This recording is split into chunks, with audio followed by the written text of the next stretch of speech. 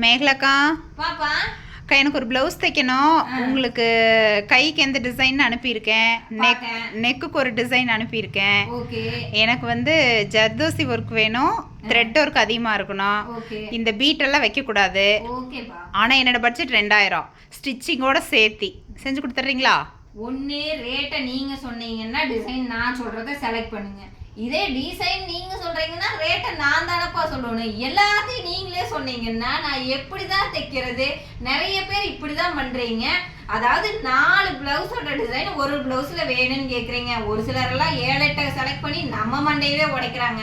ஆனா ரேட்டும் கடைசியில நான் தான் சொல்லுவேங்கிறாங்க. இது பத்தாதான், இந்த காசுல போட்டு கொடுங்க, எப்படியாவது போட்டு கொடுங்க.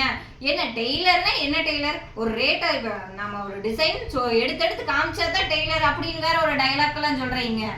எடுத்து காமிக்கிறதுக்கு நீங்க வந்து காசு வந்து எதுனாலும் ஓகே அப்படின்னா நாங்க டிசைன் எடுத்து காமிப்போம். 2000 ரூபாய் சொல்லிட்டு டிசைன் எடுத்து காமிங்கன்னா எந்த டிசைன் எடுத்து காமிக்கிறது? ஏனுங்க இப்படி எல்லாம் அக்கப்போர் பண்றீங்க? ஒண்ணு ரேட்டை நீங்க சொல்லுங்க, டிசைன் நாங்களே போட்டுக்கிறோம். இல்ல அப்படின்னா டிசைன் நீங்க சொல்றீங்க அப்படின்னா உங்களுக்கு பிடிச்ச மாதிரி சூப்பரா பண்ணி கொடுக்குறோம். நாங்க சொன்ன ரேட்டை தயவு செஞ்சு கொடுங்க. Thank you friends.